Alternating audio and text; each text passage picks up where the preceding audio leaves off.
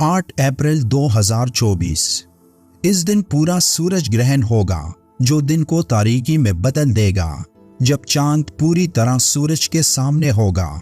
इसे इस दुनिया की तारीख का सबसे बड़ा सूरज ग्रहण माना जा रहा है। यानी कहा जा रहा है कि इससे पहले इस तरह का सूरज ग्रहण तारीखी इंसानी बल्कि तारीखी कायनात ने नहीं देखा।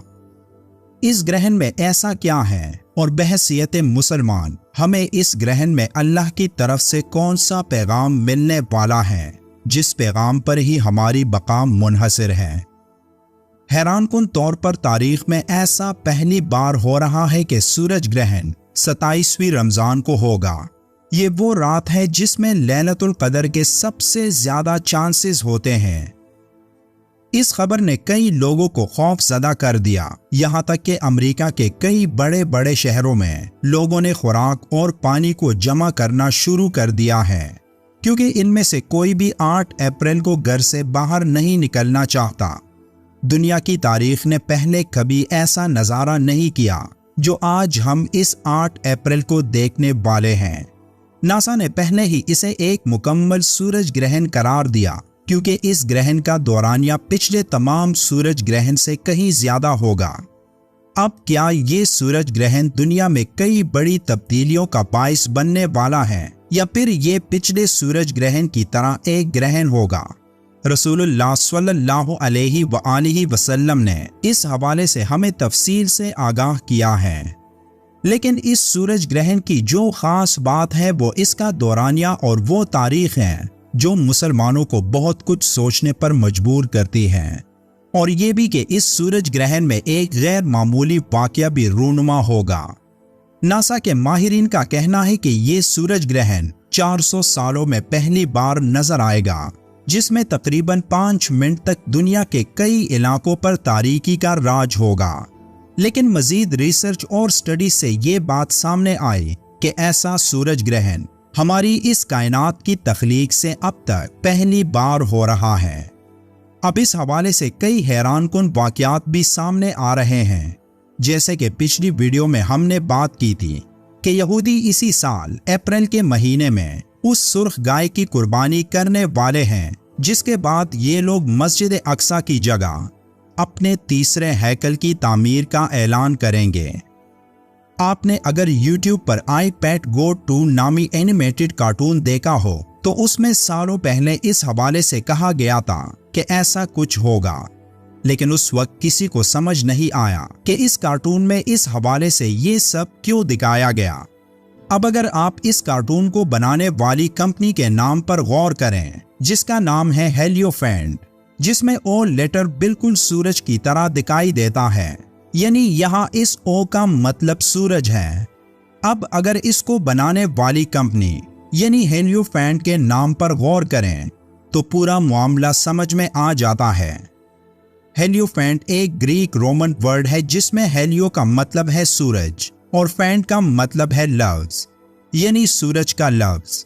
अब कदीम मिस्री जुबान में सूरज को रा कहा जाता था, जिसे मिस्री अपना खुदा समझते थे, और इसी रा को आज की तमाम शैतानी तंजीमें अपना खुदा मानती हैं, जो आसान अल्फाज में दजाल का ही नाम है। और इस कार्टून में दजाल को ही दिखाया गया, जो उस वक्त सो रहा होता है जहां सूरज ग्रहण को दिखाया गया। लेकिन आखिर में जैसे ही सूरज ग्रहण खत्म होता है और सूरज निकलता है तो ये भी अपनी आंखें खोलकर जाग जाता है। ये महज इत्तिफाकात नहीं हो सकते, क्योंकि 8 अप्रैल को इस दुनिया की तारीख का सबसे तवील सूरज ग्रहण लगना और यहूदियों का सुर्ख गाय की कुर्बानी करके अपने तीसरे हैकल की तामीर का ऐलान करना, और सबसे अहम कि तारीख में पहली बार ये सूरज ग्रहण 27वें रमजान को होगा। अब इन तमाम बातों को समझकर ये कहा जा सकता है कि इस सूरज ग्रहण के बाद दुनिया में बहुत बड़ी तब्दीली आने वाली है। अगर हम अहादीस का मुताला करें तो हमें मालूम होगा कि 1400 साल पहले रसूलुल्लाह स्वल्लल्लाहु अलैहि वसल्लम के ज़माने में भी एक तवील दौरानिये का सूरज ग्रहण हुआ था। सही बुखारी की एक हदीस में मुगय्यरा बिन शेबा रज़ियल्लाहु ताला अन्हु से रिवायत है कि रसूलुल्लाह स्वल्लल्लाहु अलैहि वसल्लम के ज़माने में सूरज ग्रहण उस दिन लगा जिस दिन आप स्वल्लल्लाहु अलैहि वसल्लम के बेटे इब्राहीम रज़ियल्लाहु ताला अन्हु का इंतकाल हुआ। बाज़ लोग कहने लगे कि ग्रहण इब्राहीम रज़ियल्लाहु ताला अन्हु की वफ़ात की वजह से लगा था, इसलिए रसूलुल्लाह स्वल्लल्लाहु अलैहि वसल्लम ने फरमाया कि ग्रहण किसी की मौत व हयात से नहीं लगता, अलबत्ता जब इसे देखो तो नमाज पढ़ा करो और दुआ किया करो। एक और हदीस पाक में रिवायत है कि जब सूरज ग्रहण हुआ तो नबी पाक सल्लल्लाहु अलैहि वसल्लम इस तरह घबराए हुए खड़े हुए जैसे क़यामत आ गई हो। आप सल्लल्लाहु अलैहि वसल्लम मस्जिद में आए और तवील तरीन क़याम व रुकू और सुजूद के साथ नमाज पढ़ी कि इससे पहले आप सल्लल्लाहु अलैहि वसल्लम को ऐसा करते हुए नहीं देखा था। और आप सल्लल्लाहु अलैहि वसल्लम ने फरमाया कि ये निशानियां हैं जो अल्लाह बुजुर्गों बरतर बेचता है।